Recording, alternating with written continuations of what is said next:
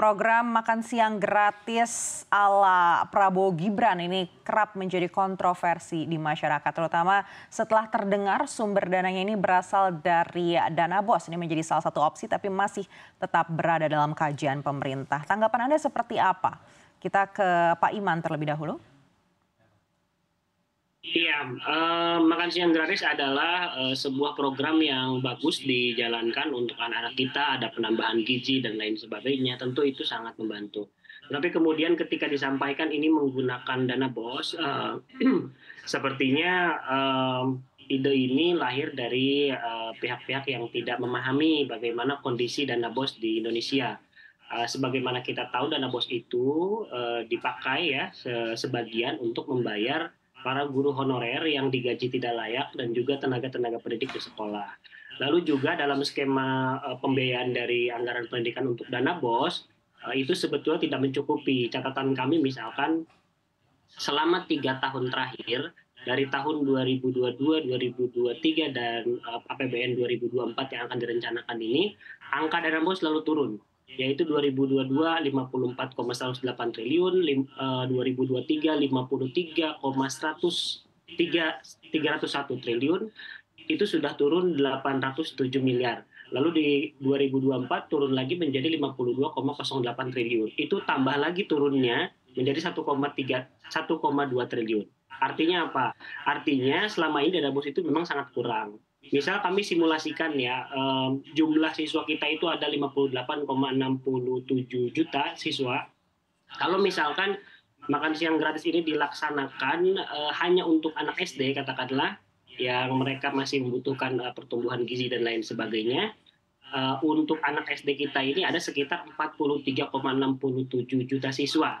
Kalau itu dijalankan misalkan untuk satu anak dalam satu kali makan siang satu piring 15.000 dikalikan 1 tahun 300 hari kita bulatkan gitu ya, tidak ada waktu libur dan lain sebagainya, itu jika dihitung itu sampai 200 triliun lebih, dan itu adalah sepertiga, jangankan dana BOS ya, itu sepertiga dari anggaran pendidikan kita di tahun 2024 yang berkisar antara 600 triliun. Jadi saya kira kalau bahkan memakai 20% APBN kita untuk pendidikan pun itu tidak proporsional. Meskipun ada ide misalkan bahwa dananya akan ditambah.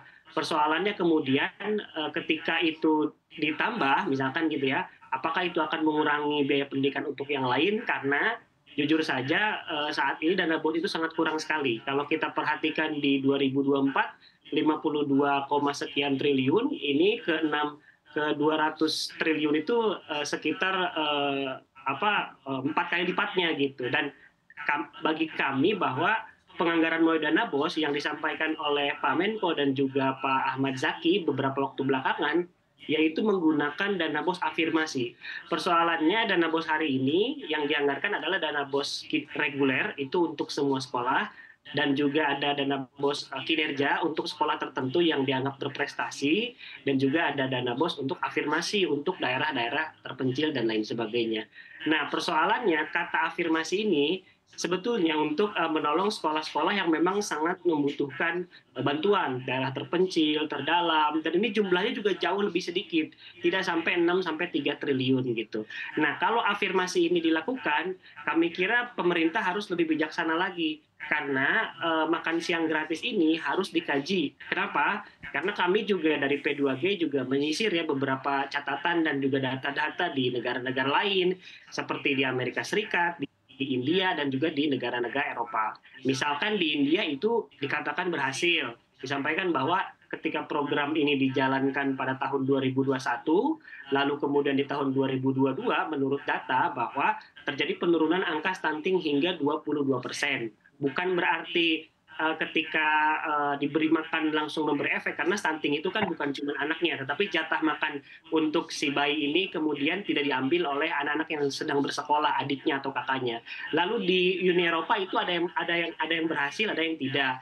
Yang masih menggunakan di Eropa itu maksudnya universal meal ya, semua orang bisa makan. Lalu juga ada negara yang tidak, seperti Denmark dan Belanda. Tapi ingat, kata afirmasi itu sangat berbahaya menurut kami, karena di Amerika Serikat afirmasi juga, jadi hanya sekolah-sekolah tentu khusus yang memang dianggap ada anak-anak miskinnya, dan itu dipisahkan. Jadi anak-anak miskin yang ingin makan siang gratis, dia makan ke sana, dan ada juga yang tidak makan siang gratis. Mereka secara ekonomi lebih baik, bekalnya lebih bagus, lebih enak.